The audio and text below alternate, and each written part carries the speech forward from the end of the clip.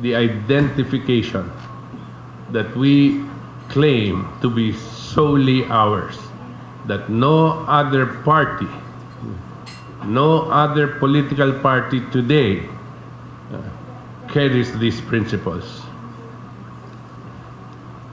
And the statement goes, from movements of the Save the Nation, the Solidarity for Sovereignty, and now the Citizen National Guard, a new political party rises. The Katipunan ng Demokratikong Pilipino, the KDP.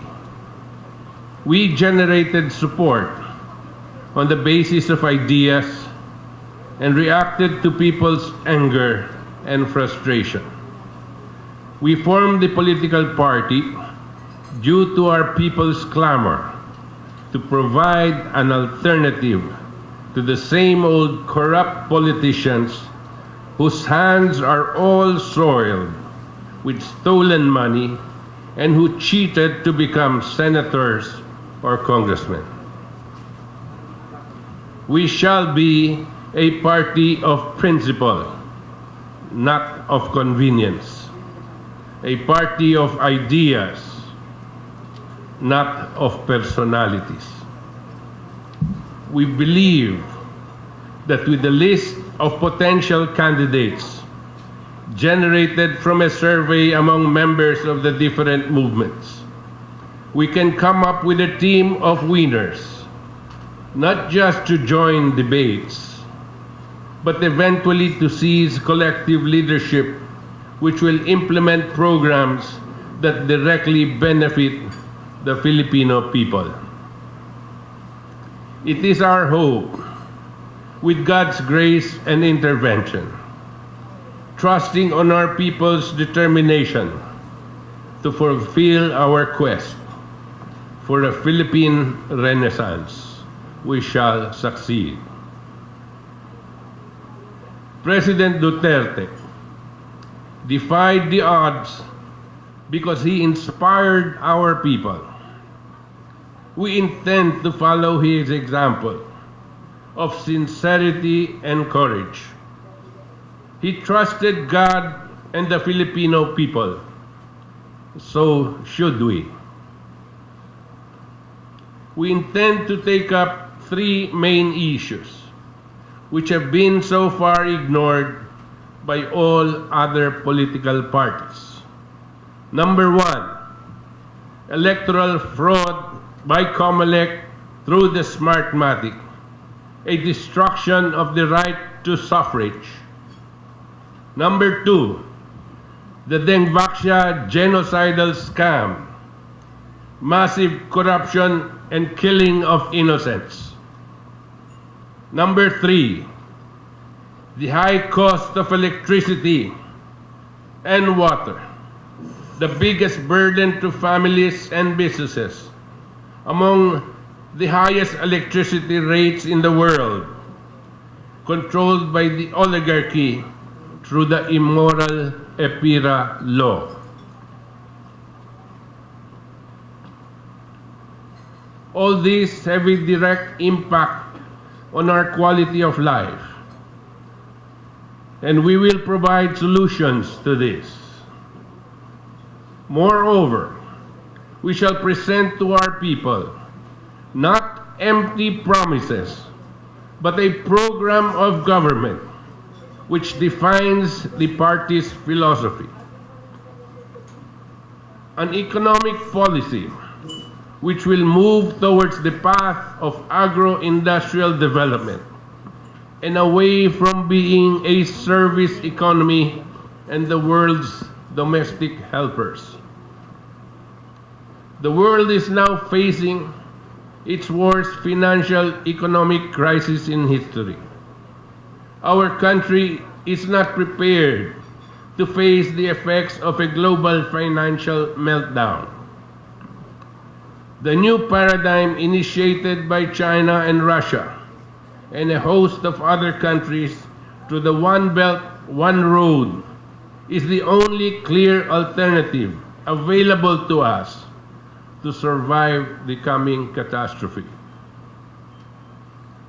We must take advantage of these and actively participate in infrastructure building, in energy and water management projects for our preparation and survival. Also, we must review the terms and nature of our commitment to shoulder onerous and immoral foreign debt service payments, now the largest financial drain in our budget. On foreign policy, a foreign policy which participates in the effort to prevent World War III and move towards global peace and economic development. We must consciously avoid being sucked into geopolitical movements of superpowers which will threaten the security of our nation and the lives of our population. We are a friend to all nations and the enemy of none. On education, an education policy exposed to the fields of sciences, engineering, and the best of classical culture, all focused on developing the inherent Filipino creativity in achieving the national objective of a Renaissance Philippines. We must prepare a policy in education that will support the national goals of agro-industrialization and infrastructure development, which will require a redirection of the education of our youth. On agriculture policy, no one country can rightfully call itself a nation who cannot feed its own people. Given the chance, our party shall move to embark in a program of massive food production, which is science-driven and infrastructure-based, to produce much, much more than what is merely enough for our people. We should not be dependent on importation of our food needs anymore. We do not subscribe to import liberalization as a policy and be dependent on others for our survival. This is a critical element in providing for a healthy and intelligent workforce to meet the demands of industrial growth. On social welfare, we aim to address the welfare of the forgotten Filipinos, those who constitute the most fundamental unit of the Philippine society, the family. Contrary to the constitutional provision, the family has been battered by socio-economic policies which tend to destroy rather than to protect it. Economic programs, proliferation of drugs, morally questionable TV shows, and a general miseducation of our youth are but a few aspects which threaten the sacred values of the traditional Filipino family. The dismantling of families has left its youthful members at the mercy of hostile environment, getting sucked into drug addiction and crime.